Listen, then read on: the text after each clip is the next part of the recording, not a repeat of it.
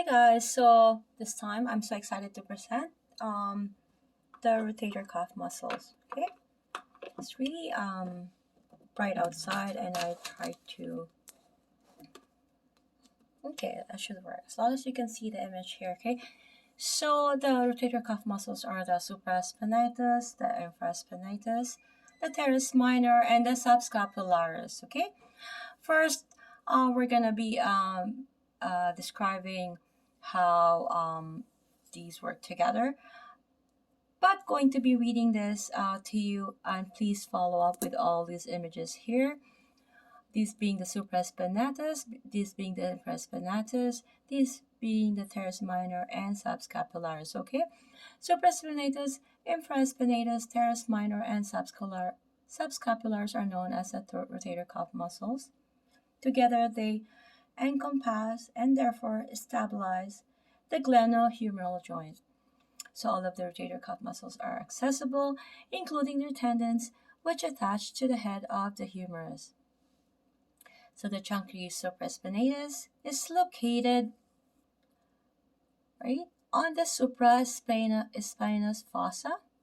You can see that fossa deep to the trapezius, upper fibers, right? Its belly runs underneath the acromion and attaches to the humerus greater tubercle. The supraspinatus assists the deltoid with abduction of the shoulder and is the only muscle of the group not involved in shoulder rotation. Okay.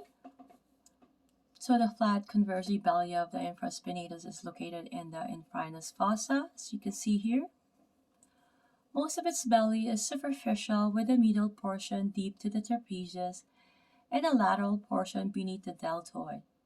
So the infraspinatus attaches immediately posterior to the supraspinatus on the greater tubercle and is a synergist with the teres minor in lateral rotation of the shoulder.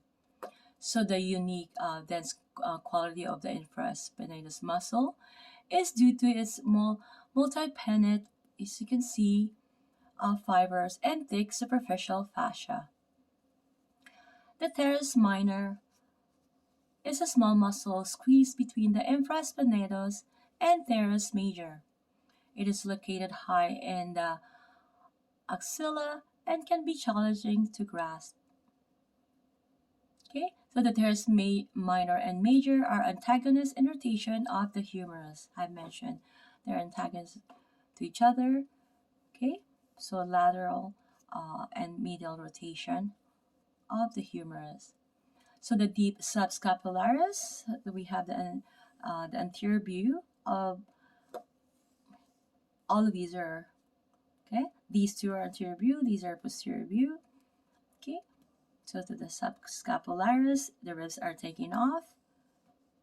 Okay, so that is in the anterior side, so keep this in mind. It's not on the posterior side. Okay, these are posterior, this is the anterior. Okay, so these are all posterior, this is the anterior side. The deep subscapularis is located on the scapula's anterior surface, is sandwiched between the subscapular fossa, which is this is the fossa, and serratus anterior muscle. With only a small portion of its muscle belly accessible, the subscapularis is the only rotator cuff muscle that attaches to the humerus lesser tubercle. Okay, so you have to keep this in mind, right? This is attached to the lesser tubercle. It rotates the shoulder medially. Okay, and now I'm going to be presenting the supraspinatus. The action is to abduct ABD, the shoulder, and it's also stabilize the head of the humerus in the glenoid cavity. I hope everybody remember what's the glenoid cavity is this here. Okay, so the origin of the supraspinatus is the supraspinous fossa of the scapula. Very easy, self-explanatory. Insertion is the great tubercle of the humerus. Okay, so these three, except subscapularis, inserts in the greater tubercle of the humerus. Okay, and they all originated in their own fossa. The fossa is especially these, are similar to where are they origin. Okay, supraspinatus, supraspinous fossa of the scapula. Infraspinatus is the infraspinatus fossa of the scapula, and the scapularis is the only muscle that's inserted into the lesser tubercle of the humerus, but it's also originated in its own subscapular fossa of the scapula. Okay, the action of the teres minor, it does lateral rotate the shoulder. Okay, the same as the infraspinatus, so it does lateral rotate, or as the subscapularis medial rotate. They all stabilize the head of the humerus and these two in the glenoid cavity, right? And these four in the glenoid cavity. Sorry, my apologies for that. We're trying to group them together this way. Okay, so the origin of the teres minor is upper 2/3 of lateral border of the scapula. And at nerve innervation is the suprascapular C4, C5, C6. For teres minor, the nerve innervation will be the axillary C5, C6.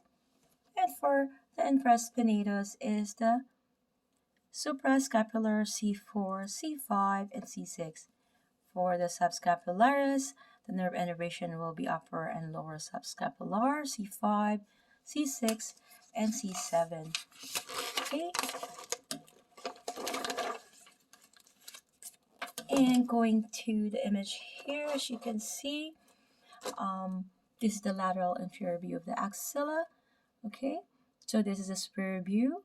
The infraspinatus is located here. The supraspinatus is located here, and you can see the great tubercle. And this is the coracoacromial ligament. Subscapularis is here. There's that fossa there of the subscapular fossa. Okay, so we're now looking at the lateral inferior view of the axilla. My apologies there, folks. Try my best to present it to you in a way that you will remember. Latissimus dorsi, you can see here, and the teres major. Subscapularis is located here in this lateral inferior view of the axilla, and of course the serratus anterior. Okay, so when do you use your rotator cuff? So for the supraspinatus, when you're conducting an orchestra, installing ceiling tiles overhead. Okay, so whenever you're doing an abduction action, infraspinatus, depending, is starting a pull cord of lone more. Sorry about that. So infraspinatus and teres minor. Okay, so fanning a smoke-filled room with your arms. Subscapularis is reaching your hand around to scratch your back, clutching trail guide to the body to your chest. Okay, so we have here a client trying to alternately abduct and relax his shoulder to feel the supraspinatus of the client in a prone position. Okay, so having the client try to abduct the supraspinatus and try to resist the action, as you see here, trying to put the resistance on the abduction, the muscle about to go into abduction. Okay, putting this the resistance here.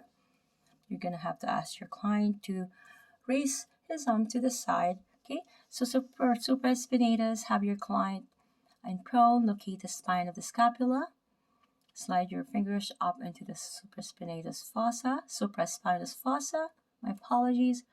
Palpate through the trapezius and into the supraspinatus fibers.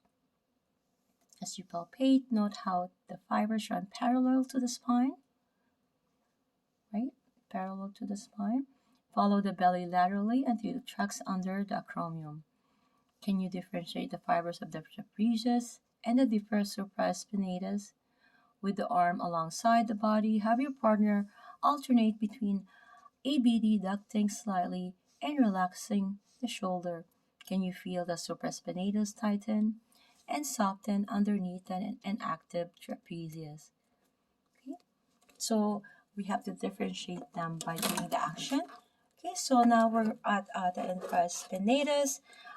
So while the client is lying in prone, as you can see in the image here, the therapist left hand is raising his elbow while you palpate the infraspinatus with your left hand, as the therapist is doing here, to the client being in a prone position.